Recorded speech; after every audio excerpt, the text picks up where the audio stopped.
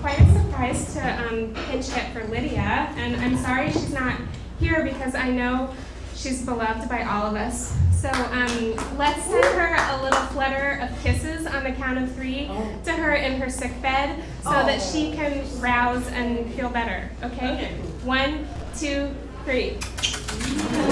To Lydia.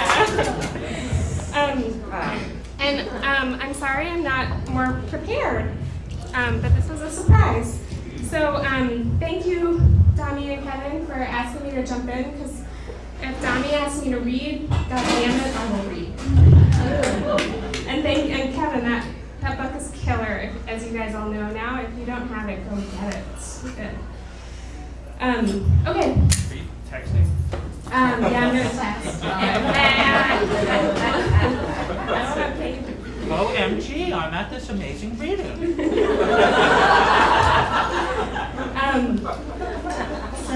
This is a piece called Paper Birds. Is this okay? Simon? Yes. What if we had met when we were 16 instead of now? Midlife, carving out time together with our kids, strategizing schedules so our bodies can come together in a dovetail pack of complicit tenderness. Something we never knew at 16, but might have begun to discover. Something we could have built, an inner scaffolding, a bridge. I can see us then, you in your faded jeans ripped at the knee, combat boots, white tee, vintage brown leather jacket, long shaggy hair, glasses, a shadow on your upper lip, perpetual grin.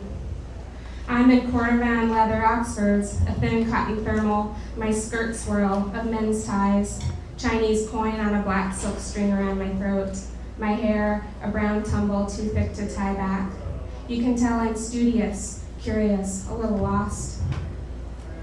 How we might have spotted each other at high school in the hall. If you were going to art and I was coming from art, my fingers stained with ink, your boots perpetually splattered in paint, the backwards glances we'd give each other. Who's that? Secret crush. I'd look for you at lunch, everywhere.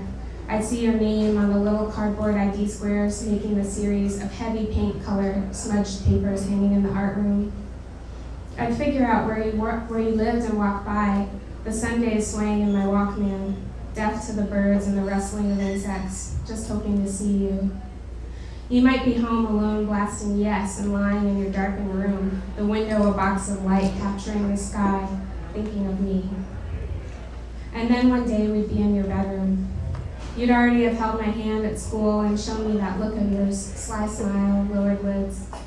You'd already have kissed me on a shadowy wet walk through the woods and spun me around on the merry-go-round till I squealed. I remember how you caught a crayfish quick from the little stream behind my house and brought its odd little insect face to my hand, let its whispers tickle my fingers while it wagged its little lobster tail.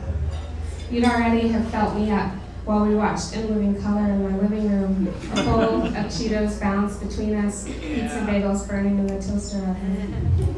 And then one day we would have ended up in your room, and there was a look in your eye as sure as the edge of a knife, and something bad, deliciously waiting, panting in the thin rim of your eye, something earnest and deep, green, and behind your puffy teenage lips, your tongue cuddled in your mouth like some soft animal in the hollow of a tree.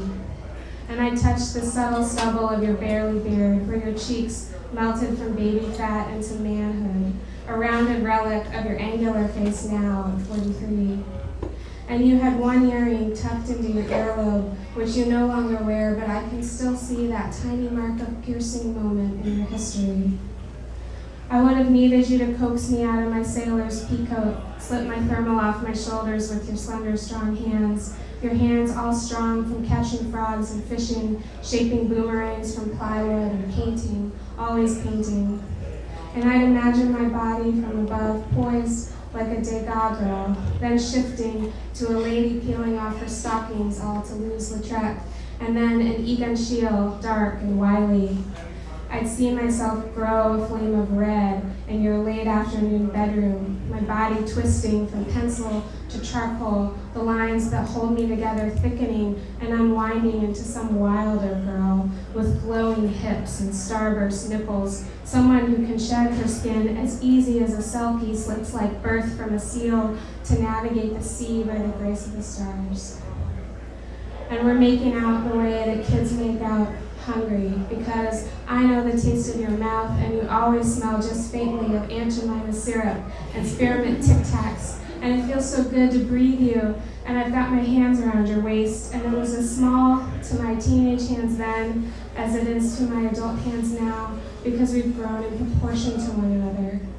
And I've always liked a guy with a small waist ever since this one invented moment when I was 16. We'd be in your room alone, your parents still at work, physical graffiti filling the room, and we'd have one can of beer between us, just to loosen us up, one from a six-pack that your best friend Steve had gotten from some older kids, and he'd given you 3, and there it was, precious and right for the occasion. Something wet and slightly fizzy, a little sour and new, this lick of adulthood we swallowed. And the light is swaggering all around us, showing us how to move our hips, giving us permission to be bad.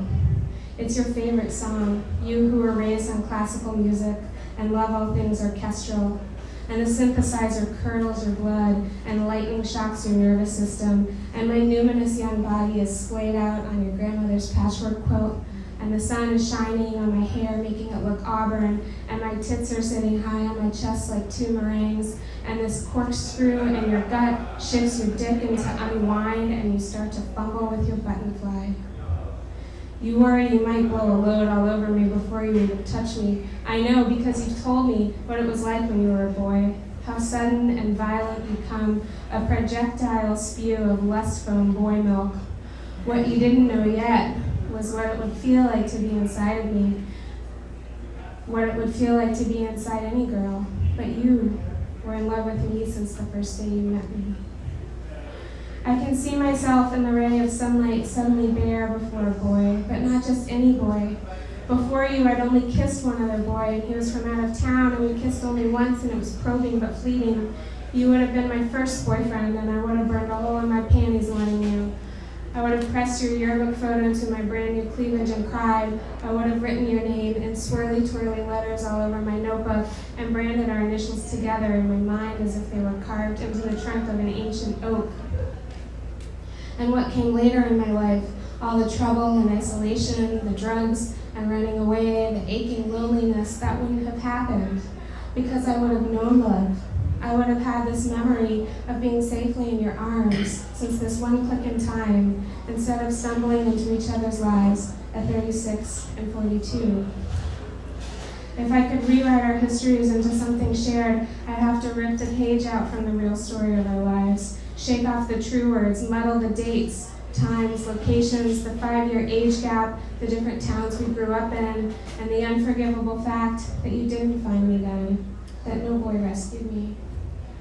Shaking those pages clean, I'd make time fall away and distance shorten impossibly into folds upon folds until the page was no longer a history but an origami swan, something that could fly wherever it wanted. If we could have found each other then, I might have known love truly and sweetly with all the musk and magic and invention of the young. Your chest has this little valley that I run my finger down. You hardly have any hair there yet. And you're skinny still. This was before you built your body up, before you biked from state to state. You were just starting to do sit-ups, chin-ups, push-ups. Your lean boy body growing into something harder, stronger. You wanted to be a man. You had it all right there in front of you. A girl, willing and wanting, the house to ourselves. Led fucking Zeppelin. I'm ready. I'm craving you. I want you to fill me up with this swag of muscle that bobs before me, something I'm too timid to even name. Your hair tumbles onto my belly as your body lowers to press against mine. Your lips graze my breasts and my body snaps invisible suspenders. I nibble your ear and lick the crescent of it. and you whimper and arch your back. Your glasses are on the floor, my bra's twisted around the lamp. A pool of slobber and girl juice darkens the lining of your Italian jacket, which you had laid out gallantly under my ass. You weren't too shy to spread my legs and look, show your awe and intrigue at the mystery between my thighs.